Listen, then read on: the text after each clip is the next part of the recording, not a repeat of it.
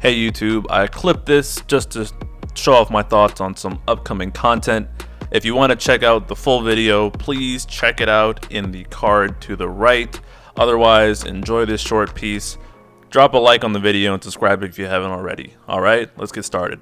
Last event of the month, we have Boss Rush number 2. The character featured here is Hope. He's getting an 80, high armor, LD, you name it.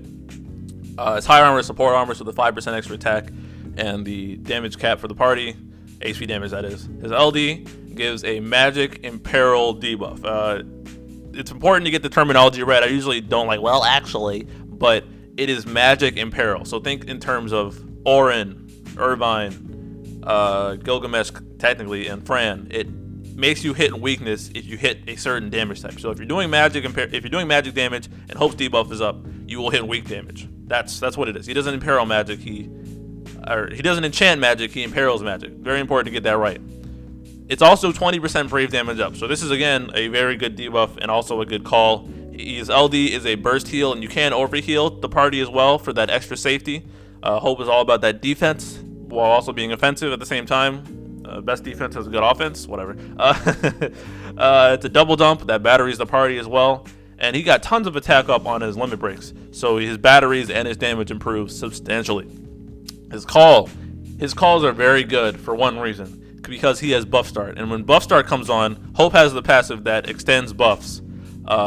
So applying buffs on buff start counts as buff application. So when you call him in, that buff start, not only will they apply, but it will also extend any buffs, I should say. So think Gladio, anyone with a short buff. If you use Hope's call on someone with an 80, he will extend them just by being as a call. So you can get, if you have his LD as well, that means you can double dip into extending Gladio's call or Gladio's LD, for example, twice, which is insane. But he's also good on the party with him as well. He just doesn't synergize as well with Gladio because now he really wants to be in the party with magic damage units.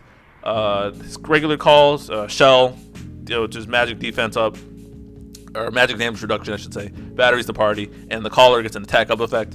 And his LD call, it drops his debuff, which is the magic imperil, and he heals the party. And it, again, since he has buff start, assuming you purpled him, he will also extend there. So double tapping on the buff extension. In my opinion, Hope is a great unit. Another godly debuff in this month. Just 2 great debuffs this month. Combining Jack and Hope's debuff is like 70%. No, that's 50% brave damage up, 50% defense down, and 20 in weakness damage on magic. So if you're a magic damage dealer, you're gonna be eating the entire fight. That's crazy. His heals are better now. He's more on-demand heals outside of his EX. His mitigation per usual is good, and he comes back on Divine Alexander as super synergy on the opposite banner of Golbez to make an easier farm. I like pulling for units that make farming easier. I also think Hope is a good unit, and I don't really have anything maxed on this banner as well. Outside of Hope, I need Shadow's EX maxed, and I don't have any Cloud of Darkness weapons at all. So this is a good banner for me. I'm definitely pulling. He has great viability. He lasts a bit, and he lives on as a great call unit. So yeah, I'm going in on Hope.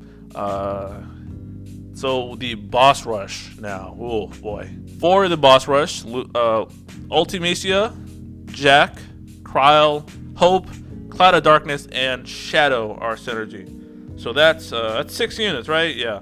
That's pretty the party-wide synergy now that we've had the boss rush and global is confirmed. So if you can bring a synergy unit to each team to make your life easier, try and do it.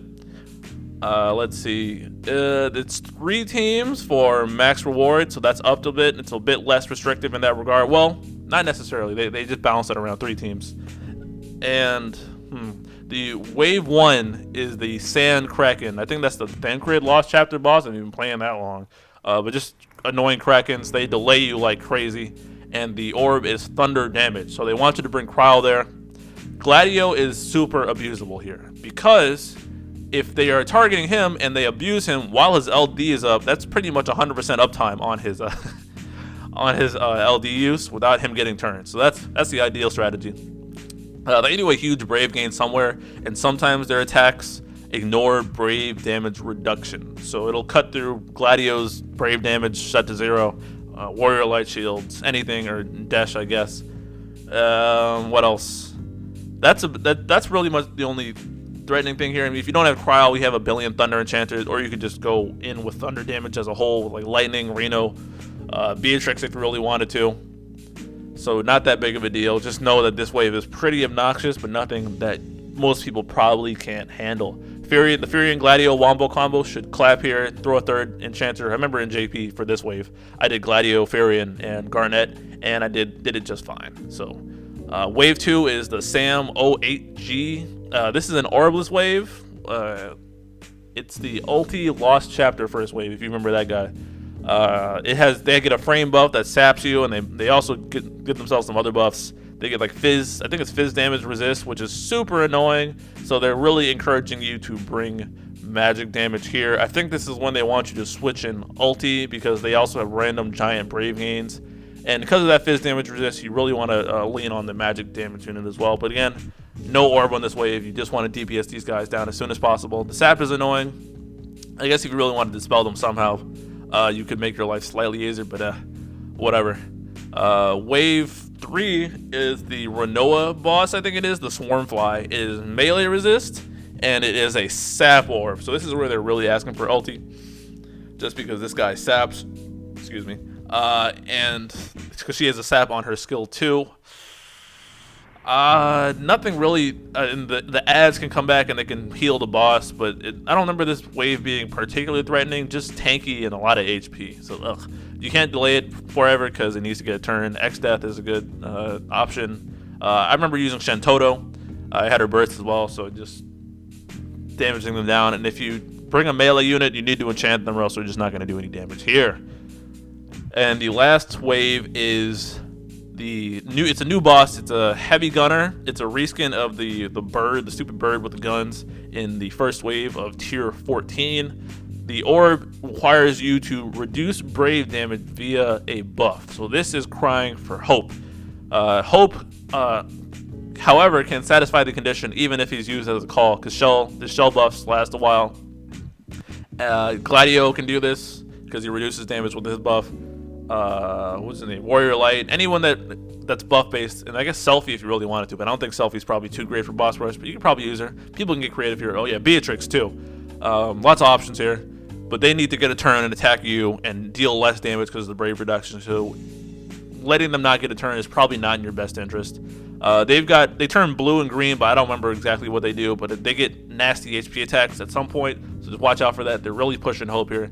But again, easier to do without synergy. But if you do have synergy and you want to make your life easier, spread it out. Just don't be a clown on social media talking about how easy the fight was and it was overhyped when you use triple synergy on each team, because you're taking the path of least resistance and it's just a weird flex.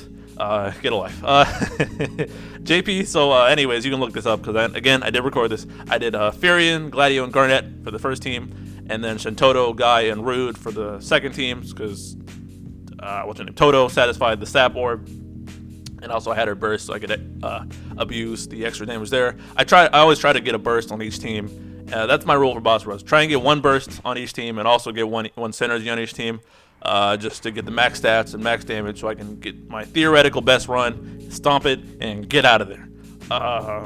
In the third wave in JP, the third team I should say, I ran Hope, Ultimisha, and Kuja. I didn't have Ulti's burst, but I had Kuja's burst, so I just ran them down. That magic imperil for Kuja and Ulti was very, very useful.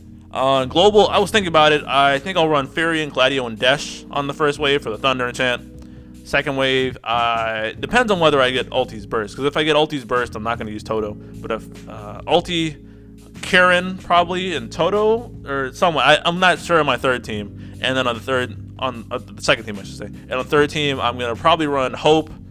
Yeah, I don't know. I guess I'll figure it out when I get there. But maybe Hope, X-Death, and Kuja. I don't know what to think. We'll figure it out there. Don't mess around with it.